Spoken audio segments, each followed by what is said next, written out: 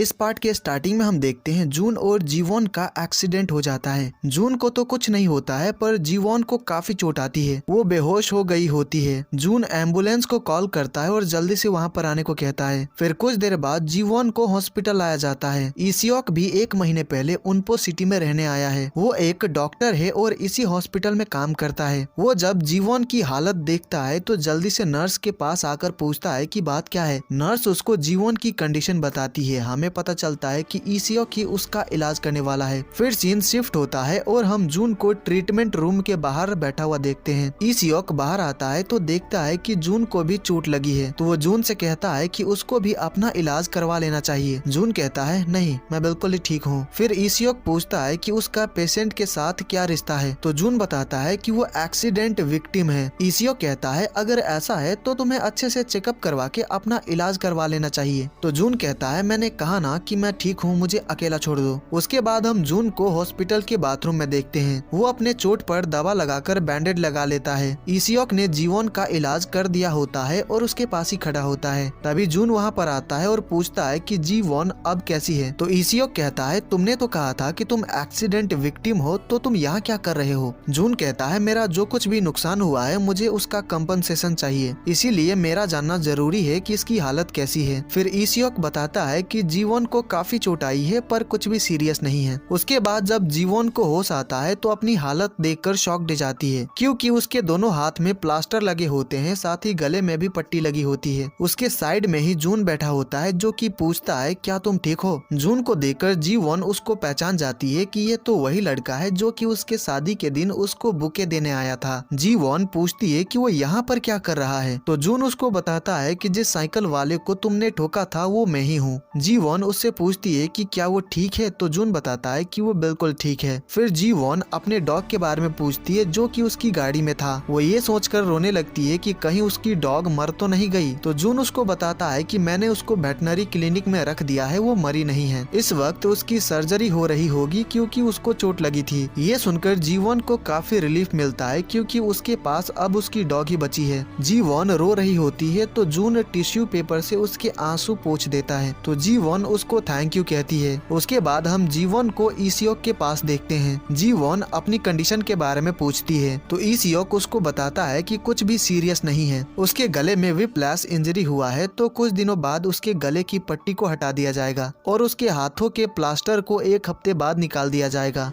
अगर तुम जल्दी रिकवर करना चाहती हो तो अपने हाथों का इस्तेमाल मत करना। फिर हम रात को जीवॉन और जून को हॉस्पिटल के बाहर बैठा हुआ देखते हैं। जीवॉन कहती है फूटी किस्मत मेरी, मुझे यहाँ पर आना ही नहीं चाहिए था। मुझे तो विश्वास ही नहीं हो रहा है कि मैंने एक्सीडेंट करके अपने हाथों को चोट पहुँचा लिया। जीवॉन उसको सारी बात बताती है कि वो इस सिटी में क्यों और किसको ढूंढने आई है। जीवॉन उसी सोशल मीडिया वाले पर्सन को मैसेज करके हॉस्पिटल बुलाने का सोचती है। वो मैसेज कर देती है तो उसका रिप्लाई आता है। उसने एक एड्रेस भेजा होता है और कहा होता है कि मैं बिजनेस ट्रिप पर जा रहा हूँ, तो 1 महीने बाद मुझे आकर मिलना। इससे जीवॉन सैड होकर रोने लगती है क्योंकि जिससे मिलने आई थी उससे मिल नहीं पाई और खुद को चोट भी पहुंचा बैठी। जून कहता है रोना बंद करो, मैं फिर से तुम्हारा आंसू नहीं पोंछने वाला। तो जीवॉन कहती है प्लीज एक बार पोंछ दो। तो जून अपने रुमाल से उसके आंसू पोंछ देता है। फिर जीवॉन उससे पूछती है कि तुमने मेरे लिए इंतजार क्यों किया। तो जून कहता है ताकि मैं कंपनसेशन ले सकूं, तुम्हारी वजह से मेरी साइकिल टूट गई है, साथ ही मुझे मेंटल स्ट्रेस का भी कंपनसेशन चाहिए। तो चलो 5 लाख वॉन में सब कुछ सेटल कर लेते हैं। 3 लाख मेरी साइकिल के लिए और 2 लाख मेंटल स्ट्रेस के लिए। जीवॉन कहती है अगर मैं दे पाती तो देने को तो मैं 5 मिलियन वॉन भी दे देती, पर इस वक्त मेरी फाइनेंशियल कंडीशन काफी खराब है। पर मैं तुमसे प्रॉमिस करती हूँ कि मैं तुम्हें कंपनसेशन दूंगी, इसीलिए पैसे मेरे खाते में लिख लो। उसके बाद जून जीवॉन को अंदर लाकर बेड पर लेटा देता है। यहाँ पर वो दोनों एक दूसरे को अपना नाम बताते हैं।